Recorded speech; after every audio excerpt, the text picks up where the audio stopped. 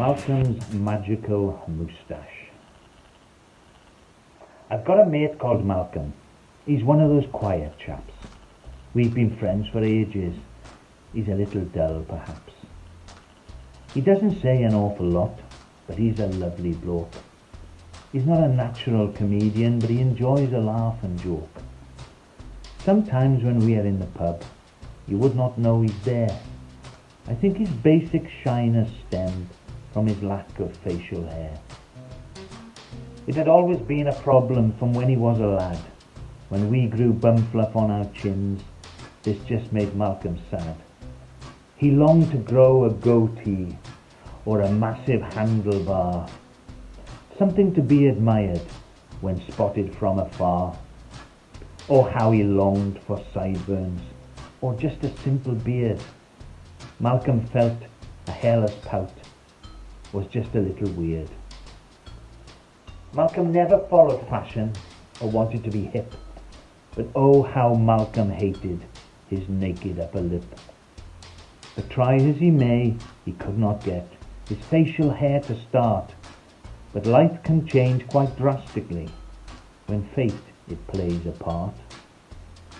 You see, Malcolm was a scientist, well, one of the assistants. He was great at solving problems because of his persistence. Secretly he hatched a plan to solve his life's dilemma, but there was a sudden earthquake that caused a minor tremor. The solution he had developed, that he was yet to test, fell off the high shelf it was kept and soaked him to his vest. He panicked while he cleaned the mess. His boss was all but lenient, but this was no disaster, just a little inconvenient. Malcolm finished for the day and bought some fish and chips. He was very tired but so admired the ladies' hair-topped lips.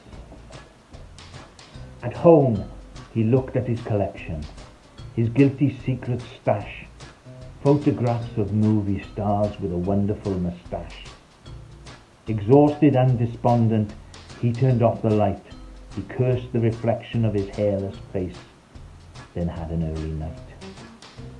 It only seemed a moment since Malcolm closed his eyes, but it was nearly morning as the sun began to rise.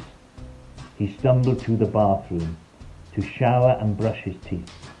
What greeted Malcolm in the mirror was quite beyond belief.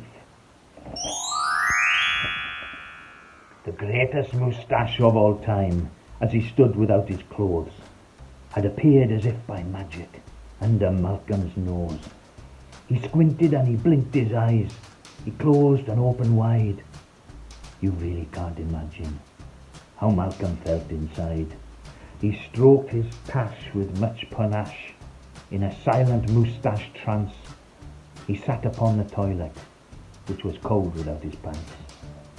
Then Malcolm began to smile, which spread across his face. Not that you could really tell, now the moustache was in place. Malcolm looked back at the mirror. Then after a short while he started to imagine his moustache a different style. As if by moustache magic, the tash it quickly altered. To every possible manifestation, the moustache never faltered. It took a while to master. With intense concentration, Malcolm he conducted a moustache demonstration. Things that seemed impossible, never seen before, were happening before his eyes to his facial furniture. One side held his toothbrush, the other side his comb. It was fortunate that morning that Malcolm lived alone. Malcolm's magical moustache could do anything, it seemed. This was so much greater than he had ever dreamed. Malcolm then jumped to his feet and quickly he got dressed. Because today it was a Saturday, he had a brand new tash to test.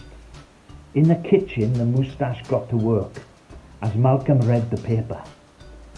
A morning feast to be, behold, a moustache breakfast caper. While Malcolm gazed upon that feast and start his weekend noshing, the moustache filled the dishwasher and did the ironing and the washing. As the dishes they were whipped away, the tash it mopped the floor. Then it and its new owner headed out the door. My goodness, what a difference.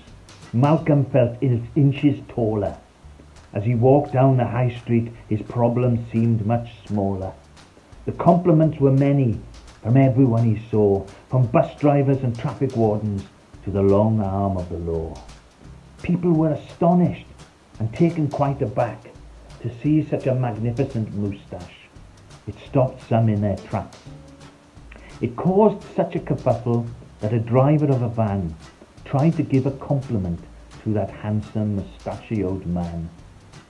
She took both hands off the wheel for a much adoring whistle. It's clear that she much admired Malcolm's newfound bristle. The van was now out of control and headed up the street towards two old ladies that had just got to their feet to stroke the finest moustache they had ever seen. It looked like sure disaster that no one had foreseen. But then something happened that seems impossible, a miracle so spectacular and quite phenomenal. The tash flew into action and grew 100 feet, longer than it was before, and stretched across the street.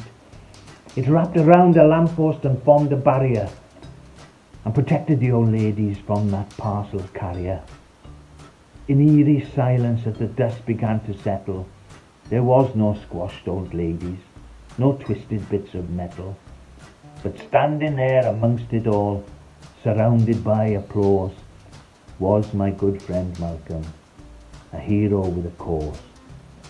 He didn't consider himself a hero, he just did his bit. It's amazing what can be achieved if you put your mind to it. So if you want to be like Malcolm, here's something to remember. You too can be a hero. Grow a moustache in November.